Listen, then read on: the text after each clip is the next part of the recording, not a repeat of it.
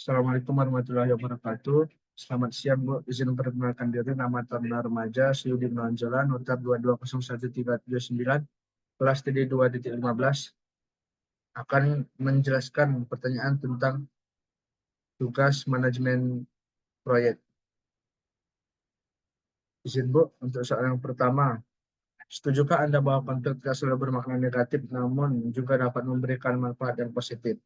Jelaskan. Saya setuju bahwa konflik tidak selalu bermakna negatif dan dapat memberikan manfaat positif.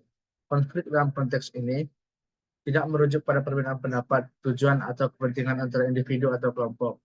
Meskipun sering dianggap sebagai sesuatu yang harus dihindari, konflik sebenarnya dapat menghasilkan beberapa dampak positif. Yang diantaranya dapat menghasilkan inovasi dan perubahan yang lebih baik karena melibatkan banyak kelompok yang terdapat di dalamnya, sehingga menghasilkan produk yang lebih bagus atau hasil yang lebih bagus. Namun penting untuk diingat bahwa manfaat dari konflik ini tergantung pada bagaimana konflik tersebut dikelola dan diproses. Konflik yang tidak ditangani dengan baik atau dibiarkan memburuk dapat berdampak negatif pada hubungan dan produktivitas. Oleh karena itu, penting untuk memiliki keterampilan dalam mengelola konflik seperti kemampuan mendengarkan aktif, berkomunikasi dengan efektif, dan mencari solusi yang memuaskan semua pihak tersebut. Yang kedua, berikan contoh konflik dalam pelaksanaan proyek dan tipe manajemen konflik yang sesuai dalam menyelesaikannya. Contoh konflik dalam pelaksanaan proyek bisa terjadi ketika tim proyek memiliki pendapat yang berbeda mengenai strategi pengembangan produk yang akan digunakan. Misalnya, sebagian anggota tim mendukung penggunaan metode literatif, sementara yang lain lebih condong kepada pendekatan waterfall atau menggunakan metode berurutan. Untuk menyelesaikan konflik semacam ini, manajemen konflik yang tepat adalah dengan menggunakan pendekatan kolaboratif atau compromising. Karena dengan melakukan metode ini, kedua belah pihak akan berkolaborasi bersama untuk menghasilkan produk yang baik. Dan dengan metode compromising, mereka dapat berkompromi antara satu pihak dengan pihak yang lain, sehingga dari kedua belah pihak akan terpuaskan dengan hasil yang mereka inginkan.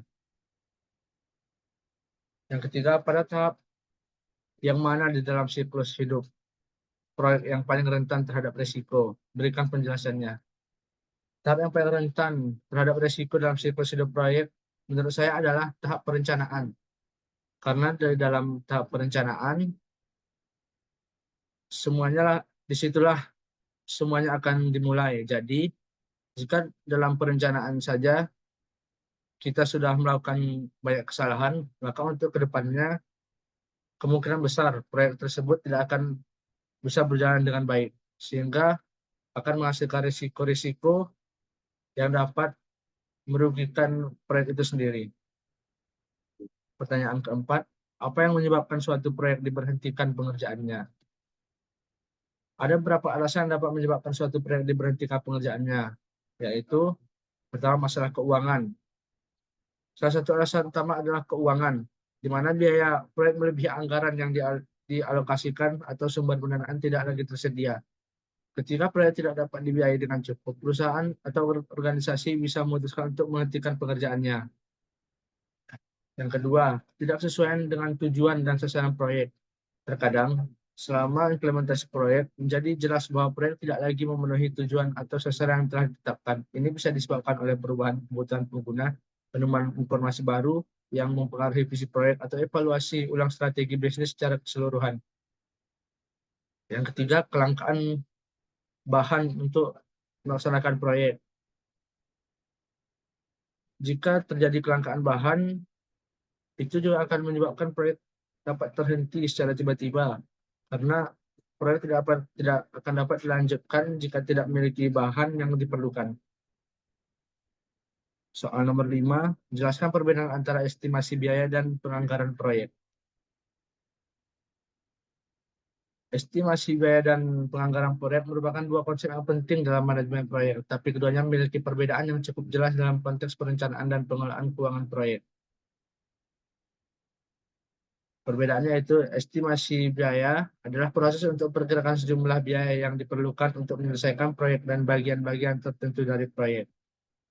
Sedangkan penganggaran proyek merupakan proses alokasi dan penugasan dana kegiatan proyek ke dalam kategori biaya yang spesifik untuk memastikan bahwa sumber daya keuangan proyek dikelola secara efektif. Adapun perbedaan yang jelas meliputi pada fokus dari estimasi biaya lebih berfokus pada prediksi biaya secara keseluruhan, sementara penganggaran proyek berfokus pada alokasi dan kontrol dana. Untuk waktu perencanaan, estimasi biaya dilakukan sebelum proyek dimulai untuk menetapkan dasar anggaran, sedangkan penganggaran proyek dilakukan selama pelaksanaan proyek untuk mengelola pengeluaran. Selanjutnya, soal nomor 6, mengapa pengendalian proyek sama pentingnya dengan perencanaan proyek?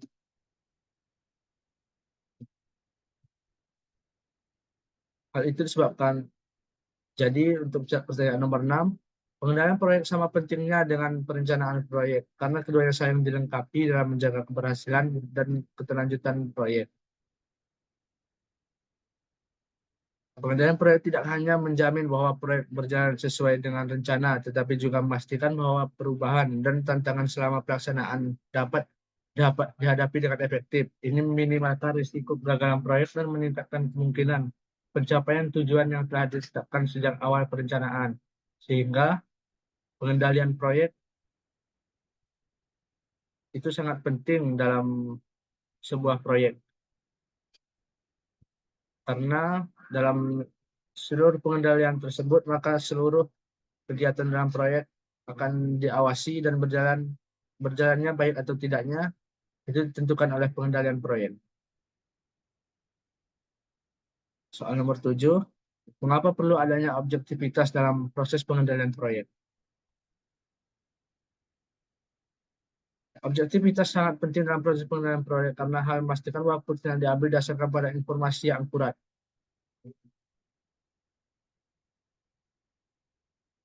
Alasan pertama objektivitas diperlukan adalah objektivitas memiliki keputusan yang informasional. Pengendalian proyek melibatkan pengembalian keputusan terkait perubahan, alokasi sumber daya, penjadwalan, dan strategi pelaksanaan berdasarkan analisis kinerja dan progres proyek. Data yang objektif memberikan dasar yang kuat untuk memastikan keputusan yang informasional dan terinformasi. Yang kedua, menghindari bias. Objektivitas data membantu menghindari bias yang mungkin timbul dalam interpretasi atau penggunaan informasi. Bias dapat terjadi ketika individu atau kelompok memiliki presensi, kepentingan atau sudut pandang tertentu yang dapat mempengaruhi penafsiran data.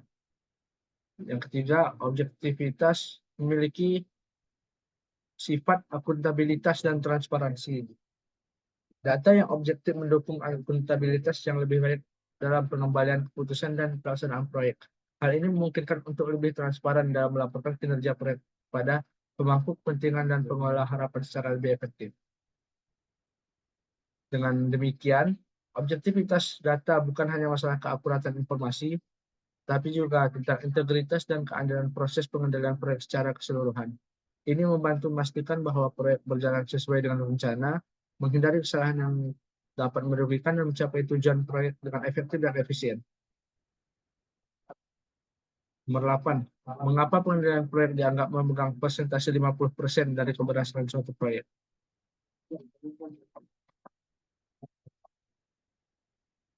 Pengendalian proyek dianggap memegang persentase 50% dari keberhasilan suatu proyek karena pengendalian memainkan peran krusial dalam memastikan bahwa proyek berjalan sesuai dengan rencana dan mencapai tujuan yang telah ditetapkan. Berikut merupakan contoh pengendalian dari proyek yang memiliki bobot yang penting untuk keberhasilan suatu proyek.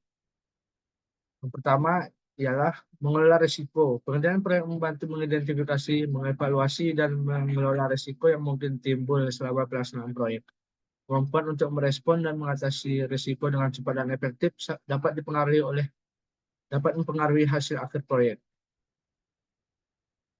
Selanjutnya, pengendalian proyek berguna untuk pemantauan kinerja. Pengendalian proyek melibatkan pemantauan terus-menerus terhadap kinerja proyek, termasuk kemajuan biaya jadwal dan kualitas. Dengan pemantauan yang baik, manajer proyek dapat mengidentifikasi penyimpangan dalam rencana awal dan mengambil tindakan korektif secara tepat waktu. Yang terakhir itu pertanggungjawaban. Dengan pengendalian proyek yang efektif, tim proyek dan manajer proyek dapat bertanggung jawab secara lebih jelas terhadap hasil dan kinerja proyek. Ini meningkatkan transparansi dan membangun kepercayaan dengan pemangku kepentingan proyek. Dengan demikian, pengendalian proyek tidak hanya berperan sebagai alat untuk membantu pelaksanaan proyek, tapi juga sebagai fondasi untuk mengelola kompleksitas dan ketidakpastian yang terkait dengan proyek. Keberhasilan proyek seringkali tergantung pada seberapa baik pengendalian proyek diterapkan untuk mengatasi tantangan dan mengoptimalkan peluang yang ada selama seluruh siklus hidup proyek. Oleh karena itu, kontribusi pengendalian proyek terhadap keberhasilan proyek dipersepsikan memiliki bobot yang signifikan, sekitar 50% dari total kesuksesan proyek. Izin Bu, demikian paparan dari saya untuk tugas remit manajemen proyek. Sekian saya akhiri, mohon maaf bila ada salah. Assalamualaikum warahmatullahi wabarakatuh.